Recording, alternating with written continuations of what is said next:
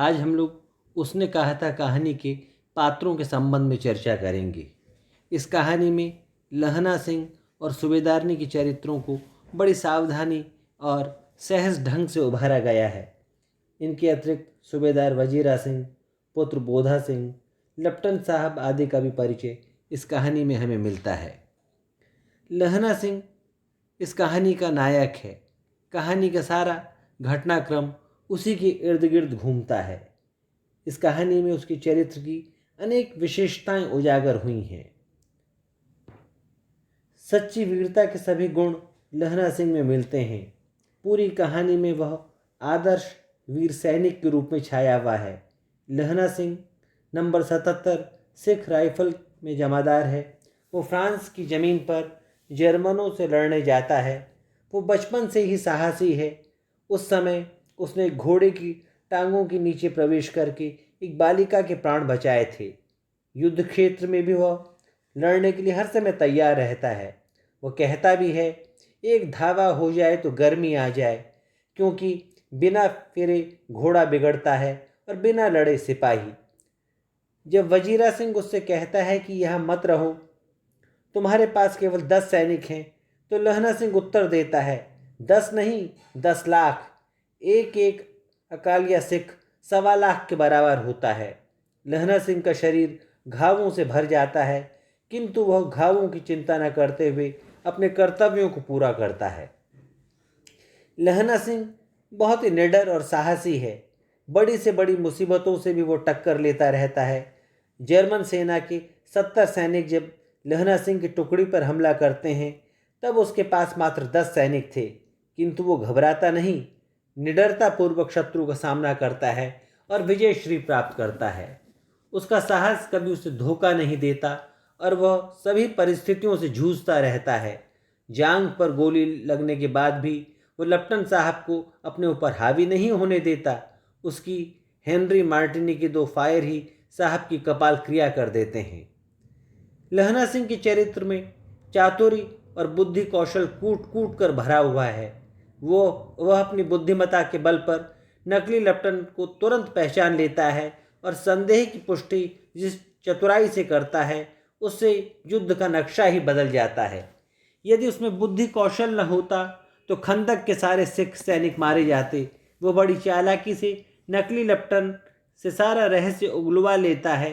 साथ ही कहता भी है, चालाक तो बड़े हो, पर मांझे का लहना सिंह इतने वर्ष अपने लेफ्टिनेंट साहब के साथ रहा है कि उसे चकमा देने के लिए 4 आंखें चाहिए। लहना सिंह में निर्णय लेने की अद्भुत क्षमता है। कहानीकार ने भी लिखा है कि अब उसे संदेह नहीं रहा था, उसने झटपट निश्चय कर लिया था कि क्या करना चाहिए। लहना सिंह का बचपन प्रेम के ताने बाने से बुना हुआ है। वह प्रेम सहज और निश्चल है, उसमें कामुकता नहीं है। बचपन में जिस लड़की से मिलता है उसे छेड़े बिना नहीं रहता। तेरी कुड़माई हो गई, उसे उत्तर में धत्त सुनने को मिलता है, पर एक दिन उसकी संभावना के विरुद्ध लड़की कहती हो गई और वह उखड़ा उखड़ा सा घर पहुंचता है। बचपन के इस प्रेम में आगे चलकर कर्तव्य की धारा भी मिल जाती है। प्रेम और कर्तव्य का यह संगम लहना सिंह के चरित्र को उज्जवल रूप प्रदान करता है। वो समुद्र जैसी गंभीरता से उस कर्तव्य का निर्वाह करता है। लहना सिंह अपनी वचनबद्धता के कारण पाठकों को सर्वाधिक प्रभावित करता है। उसने सूबेदारनी को वचन दिया था कि वह युद्ध क्षेत्र में उसके पति और पुत्र की रक्षा करेगा। वह अपने वचन का पालन करता है। वो युद्ध क्षेत्र से न जाते हुए सूबेदार को जाने की कसम दिलाता है। तुम्हें बोधा की कसम है और सूबेदारनी जी की सौगंध है, जिस गाड़ी से न चले जाओ। फिर कहता है, जब घर जाओ तो ये कह देना कि मुझे जो उसने कहा था वह कर दिया। इस तरह से ये कहा जा सकता है कि कहानी के अंत में गुलेरी जी लिखते हैं कि फ्रांस और बेल्जियम 68वीं सूची मैदान में घावों से मरा नंबर 77 सिख राइफल जमादार लहना सिंह। लहना सिंह इस घाव भरे शरीर से बाहर निकलकर एक मिथकीय चरित्र में तब्दील हो जाता है। हिंदी साहित्य में उसकी उपस्थिति लगभग 105 वर्ष की होने को आ गई है।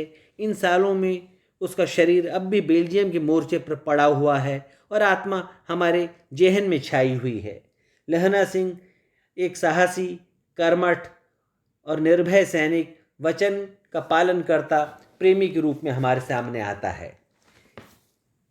सूबेदारनी इस कहानी में एक विशिष्ट व्यक्तित्व लिए हुए हैं। वो इस कहानी की आत्मा है, प्राण शक्ति हैं। कहानी का उद्भव और विकास इस जीवंत पात्र के साथ जुड़ा हुआ है।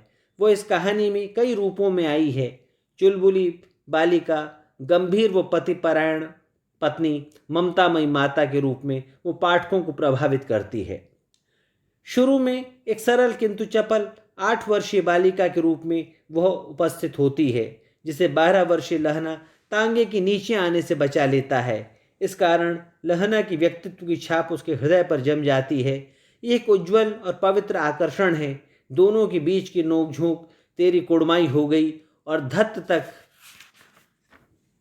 सीमित रहती है, पर बाद में लहना की संभावना के विरुद्ध हाँ हो गई बात से सारा विनोद समाप्त हो जाता है और लहना की इंद्रधनुष दुनिया पल भर में नष्ट हो जाती है।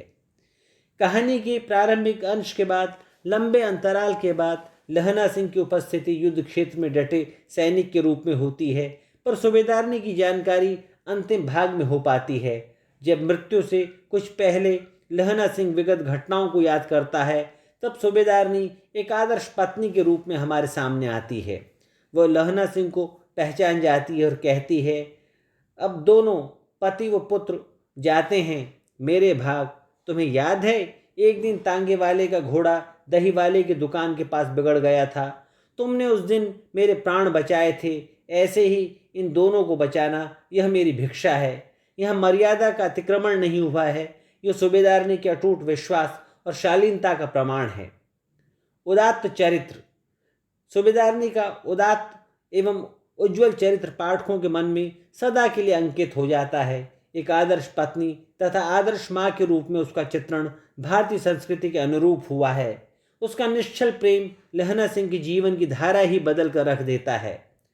सूबेदारनी का पुनीत चरित्र इस कहानी का प्राण तत्व है। उसके कारण ही लहना सिंह की बलिदान गाथा गौरव गाथा बन जाती है और वो हिंदी कहानी के अमर पात्र के रूप में आज भी जिंदा है।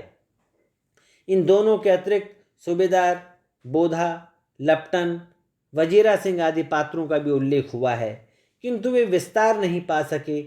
सूबेदार एक कर्तव्यनिष्ठ तथा निपुण सैनिक है।